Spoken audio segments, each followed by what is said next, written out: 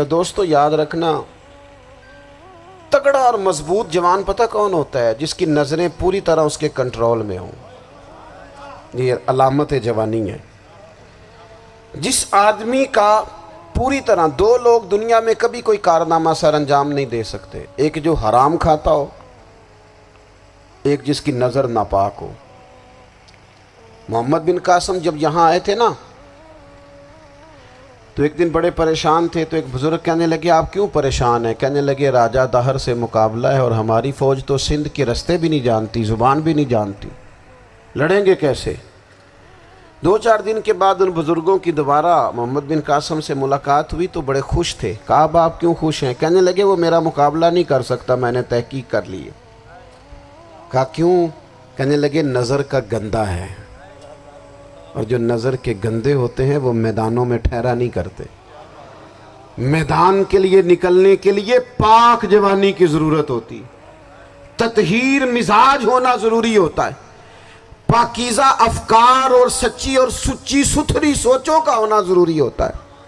اس لیے فرمایا کہ میرا مقابلہ نہیں کر سکتا۔ حضرت عبداللہ ابن حذافہ کمرے میں تھے تو وزیر کی بیٹی اندر سجی سنوری پہنچ گئی۔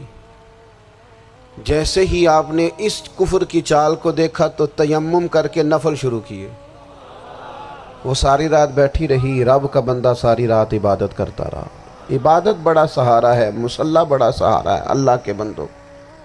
صبح دروازہ کھولا، وزیر نے اپنی بچی سے پوچھنا چاہتا تھا رزلٹ کیا نکلا، تو وہ کہنے لگی پیچھے ہٹ جا، اب تیرا میرا تعلق کوئی نہیں، میں نے نبی پاک کا کلمہ پڑھ لیا۔ اس نے کہا میں نے بھی زمانہ دیکھا ہے، پر یہ کیا لوگ ہیں، کستوری کے بنے ہوئے، سندل سے دھلے ہوئے، کہ میں ساری رات کمرے میں رہی اور 100 اور 1000 آدمی جس جوان کا مقابلہ نہ کر سکے، اتنا طاقتور جوان کمرے میں رہا اور اسے نظر اٹھا کے نہ دیکھا۔ او کچا رنگ للاری والا جڑا چڑھدا تے لیندا رہندا ہے، اے عشق تیرے دا رنگ محمد چڑھیا پھر نہیں لیندا۔ میں نے کہا ایک دفعہ نظر اٹھا کے نہیں دیکھا، کمال ہو گئی۔ اتنے بڑے لوگ، اتنی بڑی سعادت مندی، فیروز بختی، معاملہ فہمی حد ہو گئی۔ اللہ اکبر۔ دوستو بادشاہ جب پوری طرح ہار گیا نا، اس نے کہا مار دو۔ تیل گرم کیا ایک کڑاہی میں، اور جب آپ کو اس میں ڈالنے لگے تو آپ کی آنکھوں میں آنسو آ گئے۔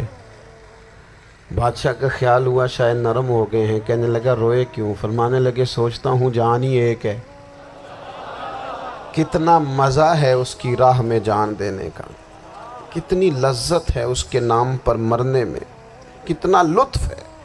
جے تو چڑھیا اتے دار بھی نہیں تے جے تو وکیا عشق بازار بھی نہیں، تے ایڈا سستا سودا پیار بھی نہیں، تے ایڈا سستا لبدا یار بھی نہیں۔ کئی جنگل گانے پیندے نہیں، کئی دوزخ لنگنے پیندے نہیں، جے وہ اس ملوں بھی مل جاوے ایدوں سستا ہور بپار بھی نہیں۔ تے کچھ سمجھ نہ آوے لوکانوں وہ کادے نال شہید کرے، ڈٹھی یار دے ہاتھ تلوار بھی نہیں، پر او دا خالی جاندہ وار بھی نہیں۔ کہنے لگے ایک جان ہے نا، تو دل کرتا ہے ہزاروں ہوتی تو ایک ایک کر کے محبوب کے نام پہ قربان کرتا، جب میرے پاس ہے ہی ایک، کروں کیا؟ حضرت عبداللہ ابن حذافہ رضی اللہ تعالیٰ عنہ جب روئے اور بادشاہ نے یہ بات سنی تو بادشاہ اٹھ کے کھڑا ہو گیا، سارے وزیروں مشیروں کو کہنے لگا تم نے کہا تھا نا بندہ ضائع کرنے والا نہیں، یہ بھی ضائع کرنے والا نہیں۔ کہنے لگا میرا ماتھا چومو، تم جیسے لوگوں کو قتل نہیں کرنا چاہیے، آزاد کرنا چاہیے۔ عزیز اپنی زندگی سے نا یہ بہت زیادہ ہرس، ہوس، طمع، اور یہ کسی بات کی بھی ہو، ہرس صرف پیسوں کی نہیں ہوتی ہے، شہرت کی بھی ہوتی ہے، یہ بیماری انسان کو اقتدار کی بھی ہوتی ہے، تعریف کی بھی بیماری ہوتی ہے، یہ سارے نقص ہوتے ہیں لوگوں کو، اور معاذ اللہ بعض جبوں کبوں کے اندر بھی ہوتے ہیں، وہاں بھی پنپتے ہیں۔ اپنی زندگی جب تک اس سادگی میں نہیں لاؤ گے جو رسول پاک نے عطا فرمائی ہے، جب لوگ آسانیوں میں پوری طرح الجھ گئے تو پھر وہ دور ہوئے اور کفر چڑھ گیا۔ دوسری بات، اللہ کے محبوب صلی اللہ تعالی علیہ وسلم کی محبت ہم سے تقاضا کرتی ہے کہ ہم اس مشن کے لیے کام کریں جس مشن کے لیے رسول پاک نے کام فرمایا ہے۔ ہم سارے کام بڑی مضبوطی سے، سوچ سمجھ کے، تدبر سے، حکمت سے، تقاضوں کو مد نظر رکھتے ہوئے کرتے ہیں سارے کام۔ دین کے کام میں ہمارا مزاج نہیں ہوتا، او ہو جائے گا جی، آپ بسم اللہ پڑھیں جی، شروع کریں جی۔ آپ تقاضوں کو سمجھیں، چیزوں کو دبائیں نہیں، چیزوں پر غور کریں۔ کسی کے ذہن کی سطح پر سوال ابھرتا ہے، اس کا تسلی بخش جواب دیں۔ اپنی زندگی میں دین کے کام کے لیے اپنے آپ کو وقف کریں، اور دین کے کام کے بہت سارے پہلو ہیں۔ ہزاروں لوگوں کو قرآن پاک ٹھیک پڑھنا نہیں آتا، ہزارہا لوگ ہیں جو قرآن مجید کے مطالب سے آگاہ نہیں ہیں، دین کی بنیادی ضروریات سے لوگ نابلد ہیں۔ میں آپ کو کس طرح یہ بات سمجھاؤں کہ ہزاروں کی تعداد میں طلاقیں اس لیے ہوتی ہیں کہ مردوں کو طلاق کے مسئلے نہیں آتے، انہیں پتہ نہیں ہے کہ مجھے حقوق زوجین کے معاملے میں کیسے چلنا۔ ڈھیر سارے گھروں میں تباہی اس لیے ہے کہ تربیت اولاد کا دینی منہج ہمیں نہیں پتا۔ اپنا حصہ ملائیں دین کے کام میں۔ ایک آدمی کو اگر تو نمازی کرنے میں کامیاب ہو گیا، تیری زندگی بدل گئی۔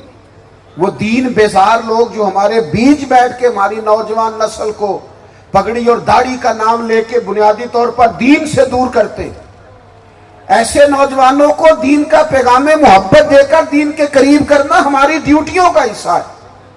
ہمیں ذمہ داری کا احساس کرنا پڑے گا، ہمیں یہ خاص قدم اٹھانا پڑے گا، توجہ دینی پڑے گی۔ مساجد، مدارس، میں آپ سے عرض کروں، اتنی ڈٹ کے مخالفت ہوتی ہے نا مدرسوں کی، اتنی ڈٹ کے۔